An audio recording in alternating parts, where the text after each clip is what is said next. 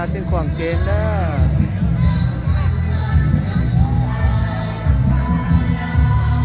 ยินดีต้อนรับคณะนักกีฬาชาติไทยลงน้ำพาเลยลูกน้อยข้าวจงคืนเรานักกีฬาดาวเด็กเจ้าของสองเอ็นคำกีฬาแห่งชาติพักพิชิตที่แขวงเมืองไทยนำพาโดยภาคภูมิจิตตลา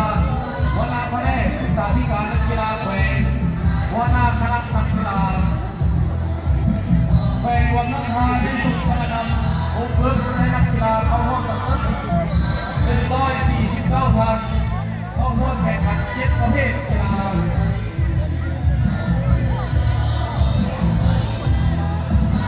แขวงวังน้ำพามีคำขวัญประจำแขวงว่าดินแดนสีสันสดเทาตำนานเก่าเมืองหลวงบัวมาดูซาบันทุกคนก่อยธรรมชาติว่าสังหรณ์แห่งชาติน้ำพาเขตพัฒนาโดยเส้นทางเชื่อมผ่าน ยินดีต้อนรับคณะนักกีฬาจากแขวงหลวงพระบางเดินใส่ โดยข้อที่กำหนดและโดยนักกีฬาด้วยกันและของนักกีฬาจากรายการทีมกีฬาซิงแซนเอเชีย โอ้ป่านต่างประเทศเลยเนาะคนเต็มเนาะ ที่2019นำพาโดยท่านดำรงแสงสว่างหัวหน้าแผนกศึกษาธิการและกีฬาแขวงหลวงพระบางหัวหน้าคณะนักกีฬาแขวงหลวงพระบางและส่วนพระบางเมืองงามอลามุ่งเมืองมุ่งสิ้นใหม่ขวัญใจนักท่องเที่ยวเมืองเกี้ยวขบานตำนานเมืองปทุมงานภูต้านการเมืองเรื่องลือวัฒนธรรมข้อหลามใส่สังหารงานเครื่องเรือเดินเงาวัดเก่าแก่มากดีศาสตร์กองศิลป์ทักษิณเป็นที่เมืองมรดก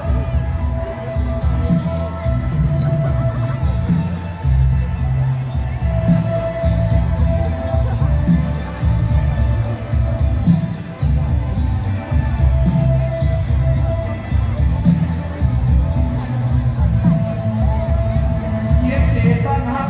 คณะนักกีฬาจากแขวงเชียงขวางเจ้าภาพคือหนึ่งโดยข้าวพรสวรรค์นักวงศ์นักกีฬาเทควันโดเจ้าของ1 เหรียญเงินกีฬาแห่งชาติครั้งที่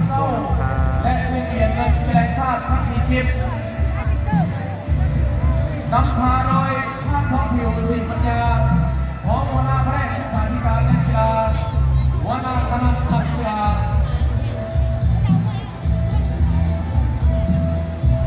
แขวงเชียงขวางได้ส่งคณะนำผู้ฝึกในนักกีฬาเข้าร่วมทั้งหมด576 ท่านเข้าร่วมแข่งขัน25 ประเภทกีฬา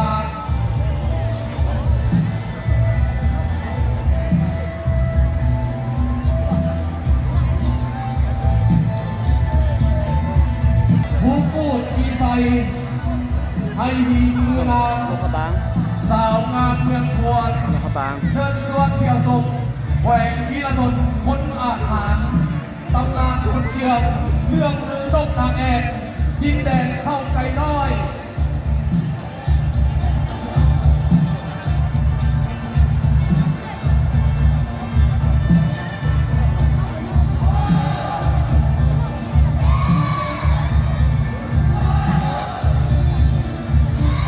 เก็บตามมาด้วยนกแอก4 ตัวซึ่งได้กลายมาเป็นสัตว์นักสู้ให้แก่งานกีฬาที่นำเอาความโชคดีมาให้กับผู้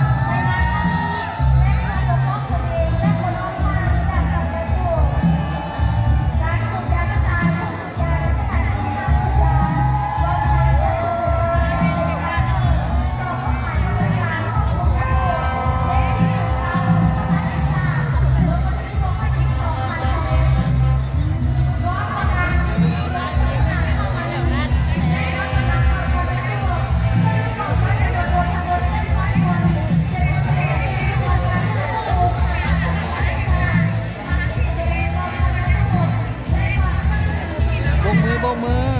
นะคะโดยน้ำมันเป็นน้ำค่ะเพื่อเป็นผู้ประกาศความเป็นไปสู่ขอได้เข้าร่วมขบวนศาสนาในครั้งนี้ด้วยยินดีต้อนรับสู่การแข่งขันกีฬาแห่งชาติครั้งที่11ต่อวันเดซูส่งเสริมการแข่งขันกีฬาแห่งชาติครั้งที่11ต่อวันเดซูพวกเราตัวเองอยากได้ทำการส่งจากคนอื่น ยินดีต้อนรับก้อนกำลัง